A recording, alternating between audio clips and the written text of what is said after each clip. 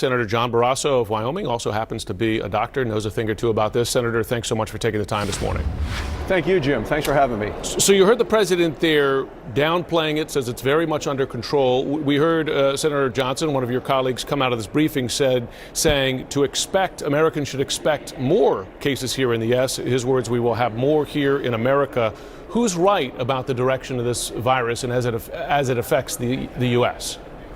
Well, I think they are both right. The president is right, and the travel restrictions that have been put in place have actually lowered the amount of cases that we have here. But with it all around the world, there is concern that there will be inevitably more cases in the United States in the near future. We are the most prepared nation in the world to deal with it. But when there is a new virus like this, coming up with any kind of a vaccine that will work after it is tested, proven, and then made so there's enough for everyone takes at a minimum of a year and more likely a year and a half to 2 years. Right.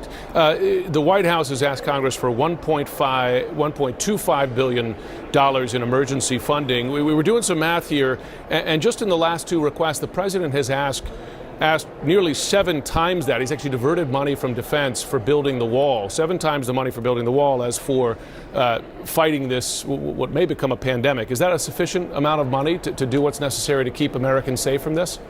Well, at the briefing, the specific dollars came up, and it's not enough. It's enough for the first tranche right now to deal with it.